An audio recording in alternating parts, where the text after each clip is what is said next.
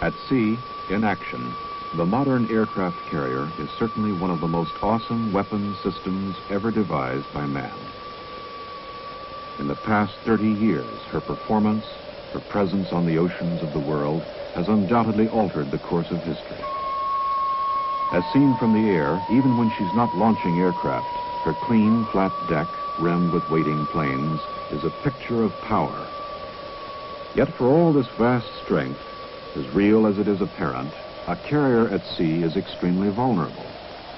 Since her striking arm requires the use of exotic fuels and powerful weapons, she's forced to carry with her the potential for her own destruction.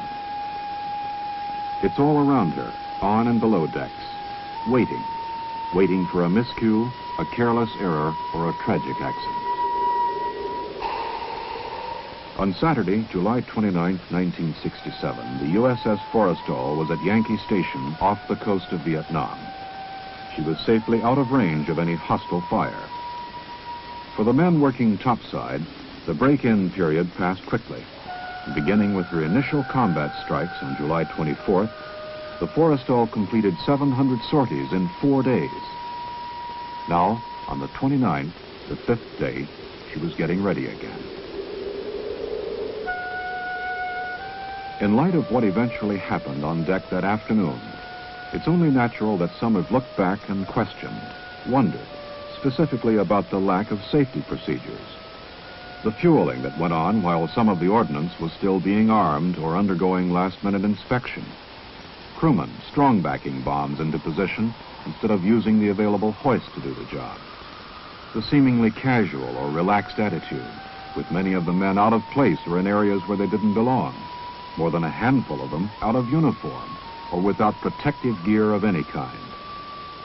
How important were these factors? Were they part of an overall pattern that could end only in tragedy? Or weren't they important at all?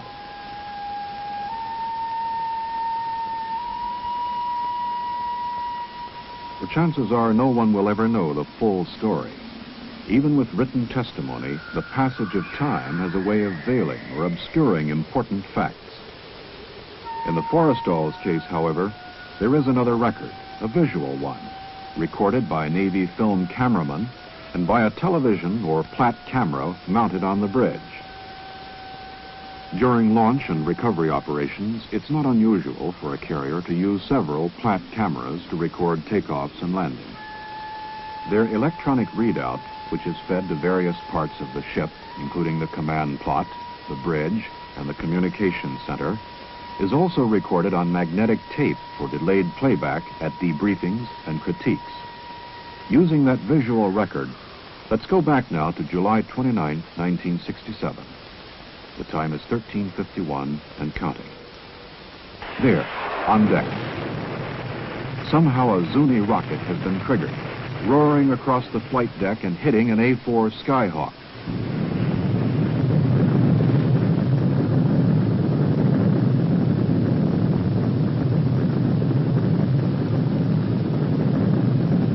A sheet of flame from the A-4's ruptured fuel tank has enveloped the Skyhawk and her immediate neighbors.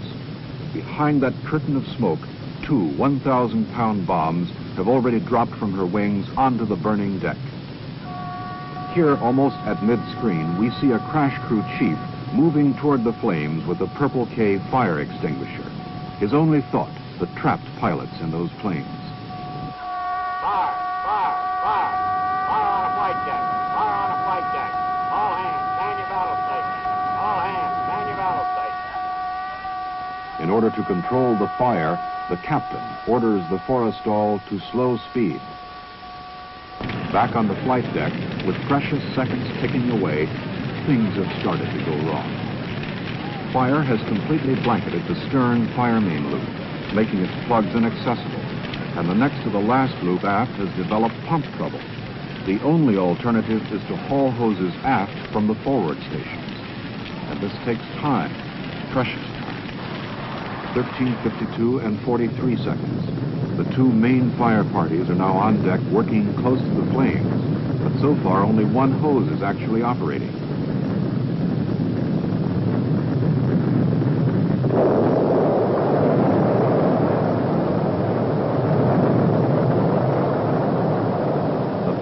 explosion carries a message. The Forrestal is in deep trouble. It won't end here. The chain has started. And yet those who have survived it turn around and head back. There are buddies back there, and the chief with the purple K is dead.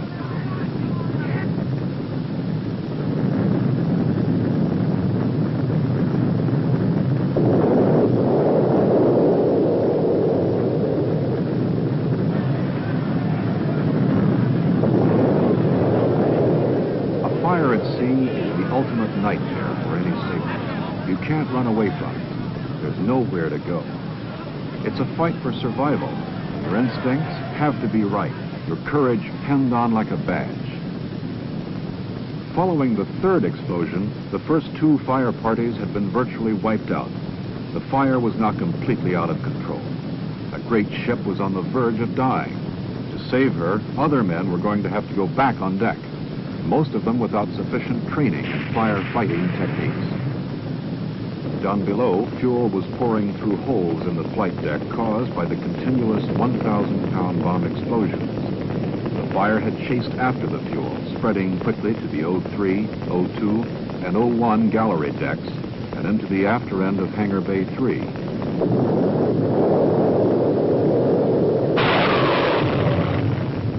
Topside, the only hope was that the explosions would somehow subside. Until they did, no firefighting team could possibly survive on deck. In all, during the fire's first 5 minutes, 9 major explosions would take place on the flight deck.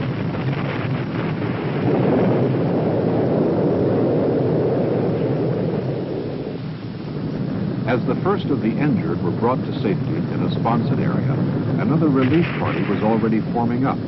They knew what they needed most on deck, the foam hoses. For some unknown reason, one or more of the fog foam stations hadn't been initially charged. Some of the firefighters either didn't know that it was necessary to perform certain manual functions on the flight deck and hangar decks to get the foam systems operating, or they were injured or killed before they got to them. On deck, the relief party's first move was to lay down a curtain of foam between the flames and the Forrestal's island. Once this buffer zone was established, some of the damaged planes could be moved to safety.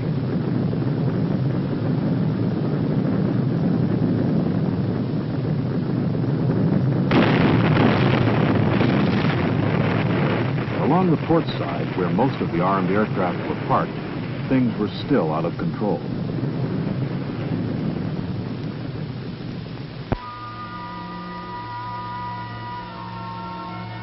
Trapped in close quarters, between a constantly exploding inferno and the edge of the deck, several men had no choice. They went overboard. Some were actually blown over the side. Luckily for the ones who survived the experience, rescue helicopters from the carrier Oriskany and 2 destroyers had arrived on the scene. As quickly as they could, they swept into the Forrestal's wake to make pickups.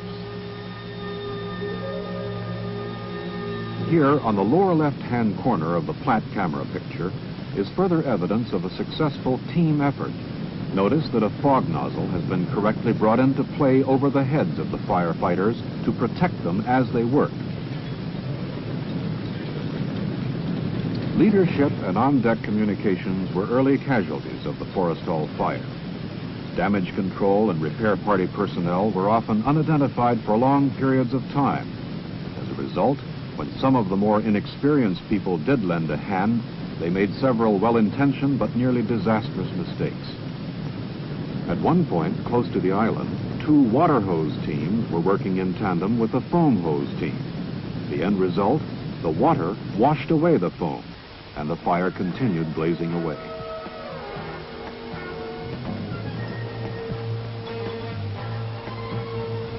But whatever their faults, whatever mistakes they made, it's impossible to fault their courage. Before this day was over, 134 of them would pay with their lives or be listed as missing.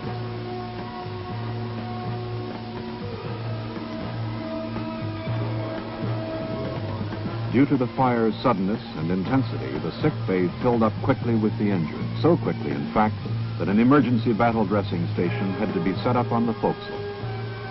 Less than an hour after the fire broke out, word came from Da Nang that the hospital ship Repose was on its way and would be there the following morning. Meanwhile, the two destroyers in the immediate vicinity took turns moving in to supply what they could and continued picking up firefighters who had gone overboard.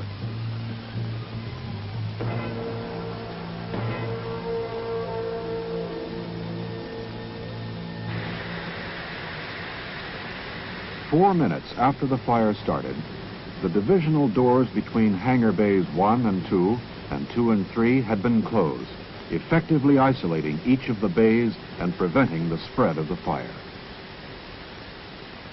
In hangar bay 3, the sprinkler system and some effective work with the foam hose kept the fire confined to the engine shop and the after end of the bay itself.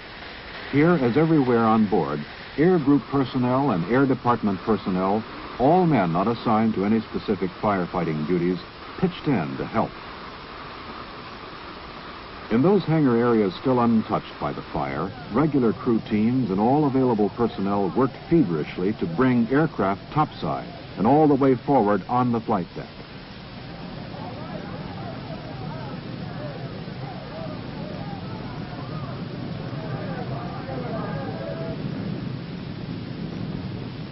In one of the sponson areas, the firefighters had decided to stay with it. There were only two ways out, through the fire or over the side. They took the fire. They had no way of knowing that the fire boundaries had already been firmly established. If everyone played his cards right, it wouldn't spread any further. The flames could now be fought aft progressively, compartment by compartment, textbook fashion, until the fire was out.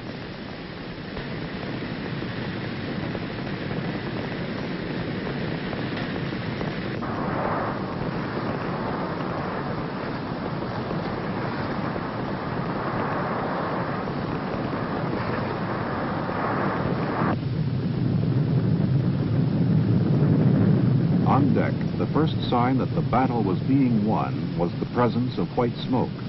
Obviously, the foam and fog nozzle teams were doing an effective job. But here and there, several glaring errors were still being committed. Several hose teams had men who were without shirts or protective gear of any kind. A fuel tank explosion, close up, no matter how small, would have burned most of them to a crisp.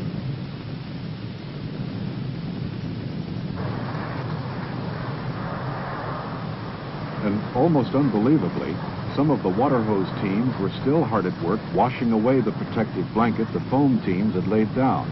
And here and there, black smoke had actually started rising again.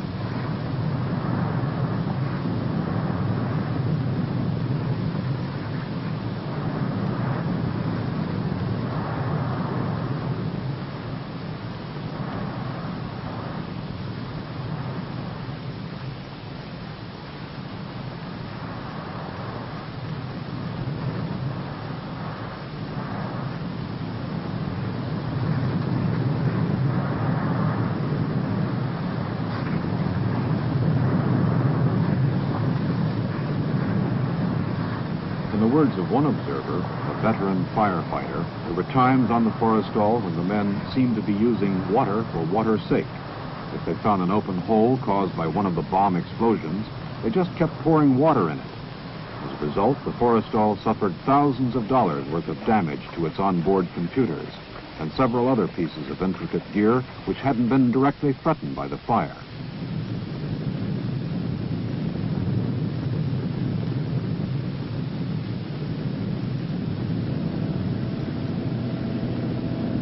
By mid-afternoon, helicopters from the carriers Oriskany and Bonhomme Richard were arriving on deck with fresh foam and OBA canisters, and then taking the overflow of the Forrestal's wounded back with them to their sick bay areas.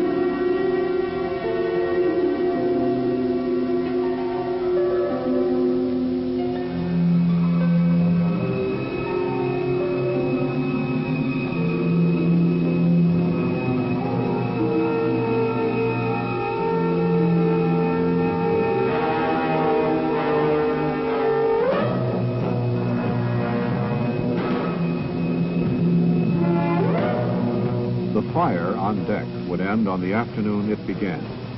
The fires below would rage on through the night and into the evening of the following day.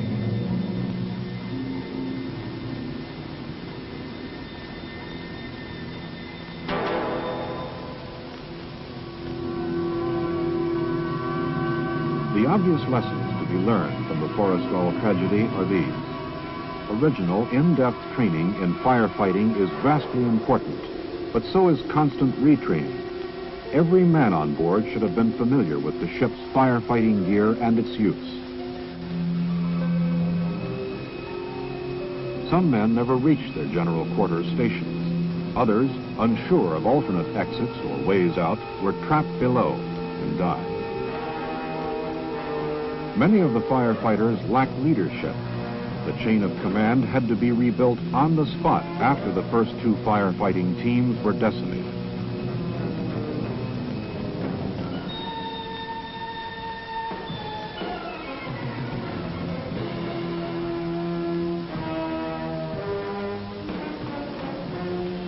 Too much time was spent struggling with items like the OBA. Some of the men actually had to stop and read the instructions before they could use them.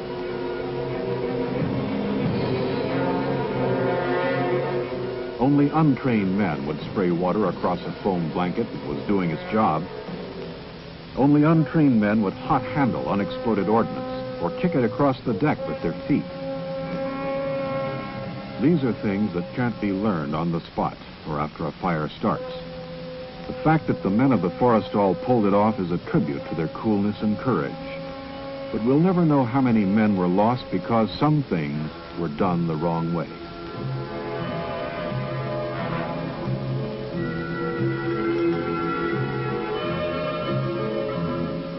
In all, 134 men were listed as killed or missing. Damage to the ship, exclusive of aircraft and other air equipment, was estimated in excess of $72 million. The Forrestal fire is a story of extraordinary heroism, trial and error under unbelievable pressures, and tragic death. It's a story that the Navy clearly would rather not live over again. So learn your firefighting techniques, then relearn them. But learn them. Learn or burn, baby. Learn or burn.